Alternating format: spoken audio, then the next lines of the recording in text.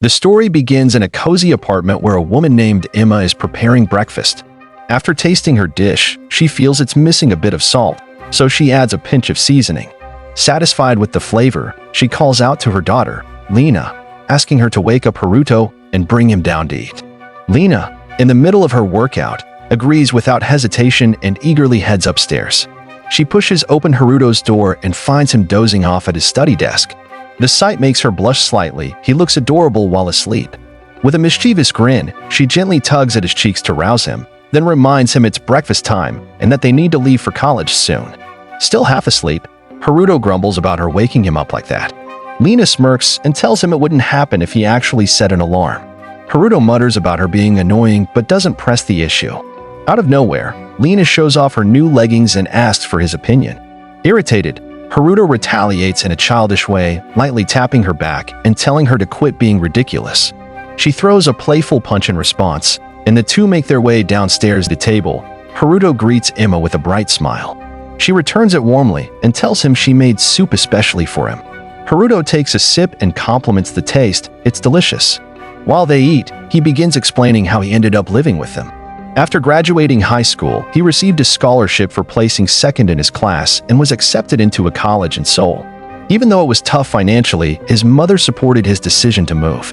When he arrived, Emma and Lena welcomed him warmly. Confused, Haruto called his mom to ask who they were. She explained that Emma was an old friend who had offered him a safe place to stay. His mother reminded him that he had met Emma and Lena when he was younger, which helped jog his memory. With no better option, he agreed to live with them. Back in the present, Haruto continues to enjoy the soup. Emma watches him and asks if the seasoning is okay, admitting she worried it might be too salty.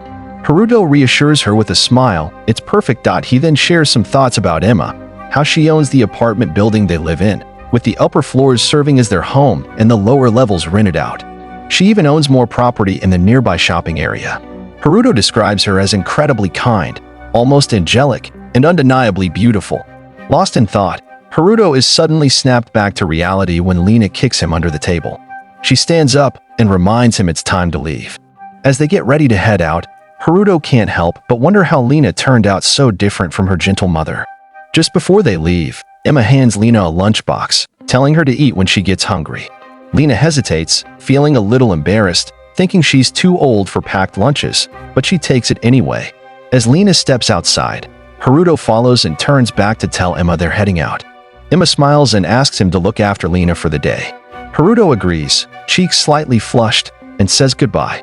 Haruto and Lena stroll down the lively streets on their way to college. As they walk, Lena casually brings up a question that's been on her mind. Why doesn't Haruto have a girlfriend? She points out that the semester's almost over, and she's never seen him hang out with anyone romantically. Haruto shrugs and says he's just been too busy, not finding the time to talk to people. Lena, clearly unconvinced, reminds him that he gave the same excuse last semester. Haruto waves it off, insisting his life is pretty typical for a college student. Lena rolls her eyes and calls him a fool, blaming his intense schedule on choosing classes with ridiculous amounts of assignments. When they finally arrive on campus, the sight of couples everywhere only adds to Haruto's growing self-consciousness about being single.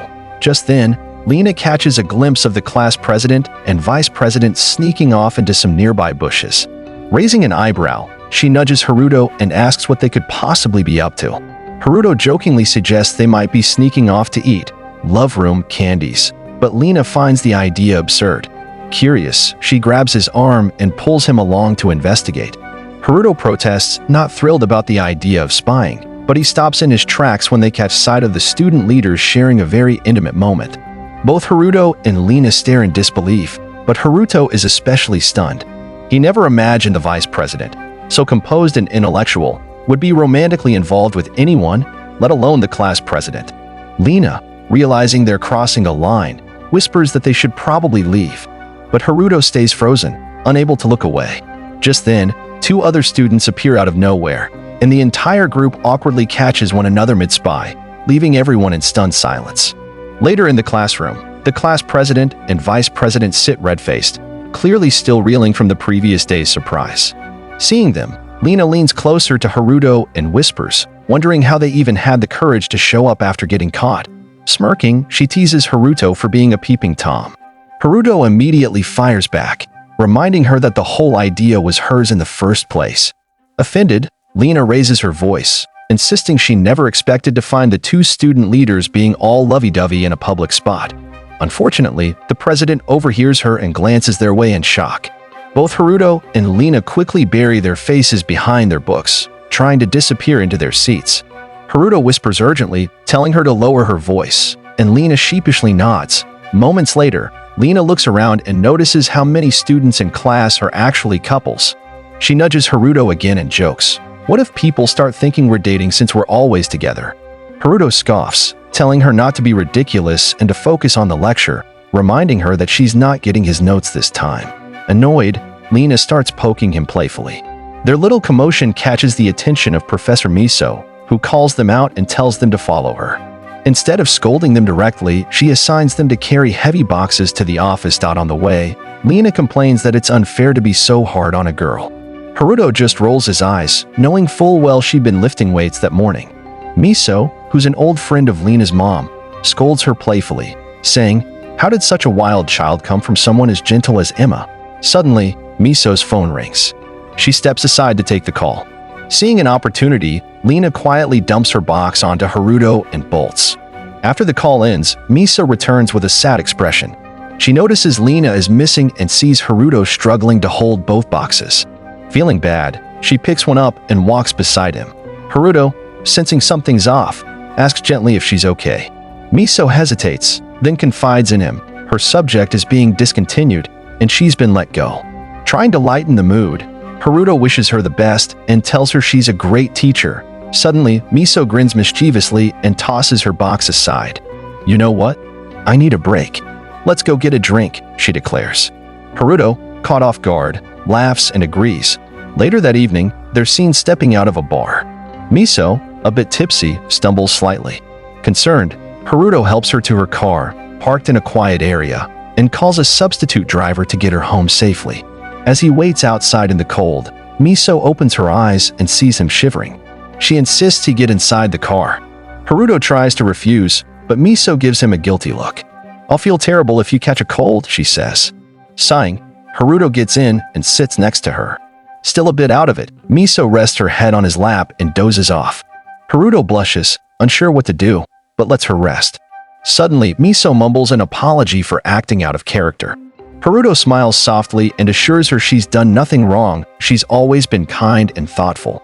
Miso blushes at his words and giggles, joking that he deserves a magical gift for cheering her up.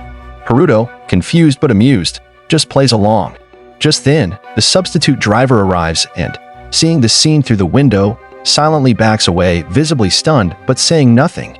The next morning, Haruto finally returns home. Emma stands at the doorway, arms crossed, clearly upset. She scolds him for not answering his phone or coming home all night. Lena, watching eagerly, eggs her mom on, demanding answers too. But Emma tells Lena to head to her room. Lena pouts and refuses to leave, but Emma gives her the look, and she finally relents. Alone, Haruto looks nervous, but Emma's tone softens. "It's okay," she says. "I trust you. I just wish you'd text if you're not coming home. It's not hard." Haruto apologizes and promises to be more responsible. Emma smiles warmly and declares the lecture over. Seeing he hasn't eaten, Emma tells him to sit down while she makes breakfast.